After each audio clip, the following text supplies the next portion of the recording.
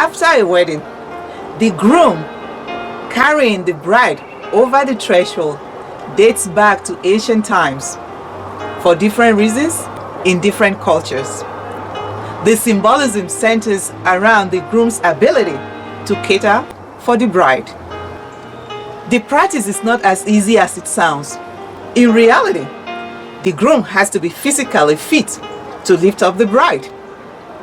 The case of the bride is quite fascinating. Whereas as a child, it's easy to surrender to being lifted up. But for an adult, it's quite different. Being taken off one's feet could rouse a sense of fear or losing control, which means the process of being carried over the threshold could only be fulfilled where the bride suppresses her sense of fear or control, trusting that the groom will not drop her, bang her head on the wall. She just has to trust him. In his father's house, at the door of his suite, Babza insisted on carrying Candace into the room. He lifted her off the ground, cradling her back and thighs in his arms.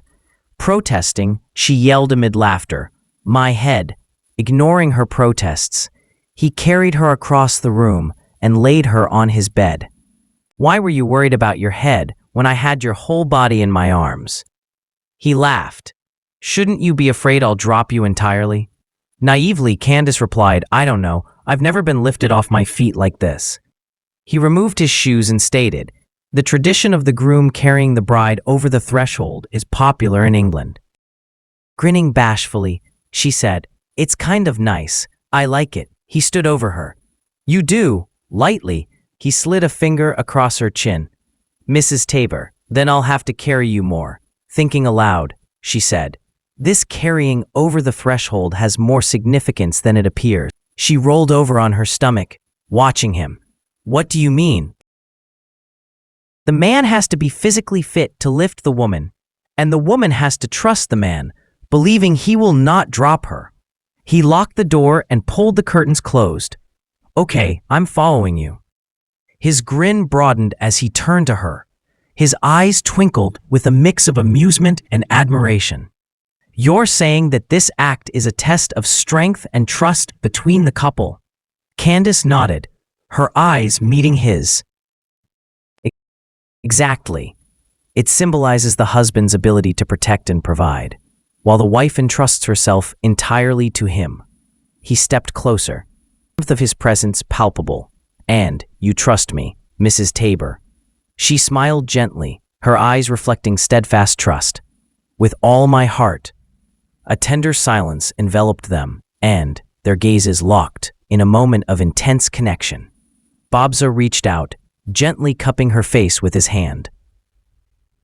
"I promise to be your strength, to protect and cherish you," he whispered, his voice filled with sincerity. Candace's heart swelled with emotion, her eyes moistening with tears of happiness. "And I promise to always stand by you, in good and bad times," she replied, her voice trembling with emotion. "And I'm convinced you'll take care of me." She suddenly jumped off the bed. Holding his hands, she said, "Let's dance. A wedding is not complete until the bride and groom dance." Enchanted by her wit, he followed her lead. Chest to chest, he wrapped his arms around her. "There's no audience here.